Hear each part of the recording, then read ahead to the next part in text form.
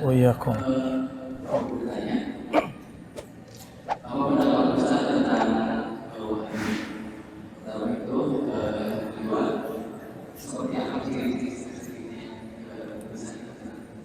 Nembak langsung nih. Nggak sabaran dia. Kita nggak bahas-bahas itu dari tadi ya. Baik. Apa pandangan saya tentang Wahabi? Saya punya pandangan yang sedikit beda dengan beberapa kawan saya. Pendiri Wahabi namanya Syekh Muhammad ibn Abdul Wahab. Dia latar belakangnya bermazhab Hanbali. Ingat, bermazhab Hanbali karena ayahnya Syekh Abdul Wahab positif Hanbali, saudaranya Syekh Sulaiman Hanbali. Bedanya beliau sering mutolaah karya Syekhul Islam Ibn Taimiyah rahimahullah. Akhirnya Hanbalinya khas, beda dengan Hanbalinya Ibn Qudamah, Hanbalinya Ibn Rajab, agak sedikit beda. Saya pernah menyebutkan terjemah biografi dari Syekh Muhammad Wahab di beberapa tempat, tapi orang nggak percaya. Padahal itu saya kutip langsung dari karya Syekh Utsaimin dan Syekh bin Baz. Apa kata mereka berdua? Guru saya, salah satu ada yang berguru ke Syekh bin Baz. Maka sebenarnya kewahabian saya sahih. Tapi bukan Wahabi yang tidak bersanad ya. Ternyata Wahabi bersanad gak kenceng-kenceng amat kok, biasa-biasa aja.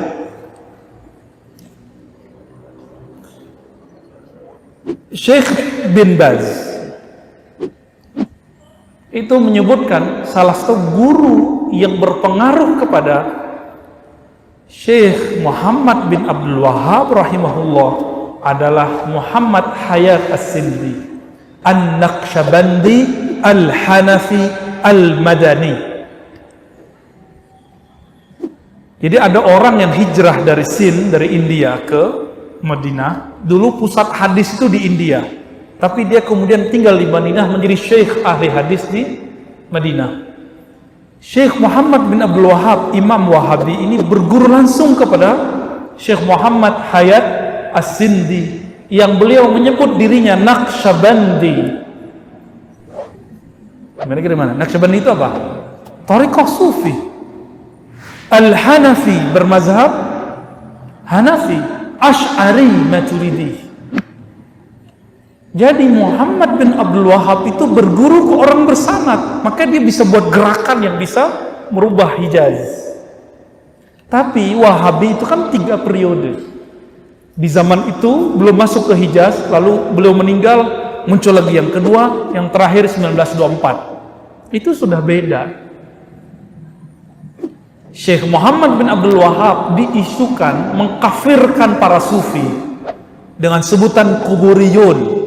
Apa arti kuburiyun? Penyembah kubur. Padahal kuburiyun itu artinya orang yang suka kubur, bukan penyembah kubur. Akhirnya beliau tulis surat risalah mengatakan, haza buhtanun azim, ini kebohongan yang nyata. Aku tidak pernah mengkafirkan Sufi, Ibn Arabi, Ghazali, Abdul Qadir Jilani, Syazili, Busairi, nggak pernah. Jadi beliau menolak fitnah yang menyebutkan Imam Wahabi ini mengkafirkan para Sufi, mengkafirkan orang ziarah kubur. Beliau hanya tidak mau ada kemungkaran di kubur. Beda toh? Beda. Ada perbedaan. Saya sebut begini, orang-orang nggak percaya, disebut kita dajjal, pembohong. Padahal ini yang nukil siapa? Yang menyebut beliau berguru ke Syekh Muhammad Hayat As-Sindi siapa? Syekh bin Baz dan Utsaimin. Bahkan Syekh Utsaimin mengatakan ini benar, yang paling berpengaruh Muhammad Hayat As-Sindi. Tapi bedanya Muhammad As-Sindi dengan yang lain, beliau itu meskipun Hanafi, itu tidak fanatis mazhab Hanafi. Beliau Naqsyabandi tapi tidak ada bid'ahnya, nggak nyembah guru. Jadi Naqsyabandinya naqi, jernih, bening. Beliaulah yang pertama kali yang saya tahu mengajarkan Syekh Muhammadul Wahab bahwa merokok itu haram. tapi nggak sampai syirik. Karena saya dengar beberapa ustadz bilang rokok itu musyrik. Ya Rob, orang minum khamar aja disebut cuma berdosa, masa ngerokok disebut syirik?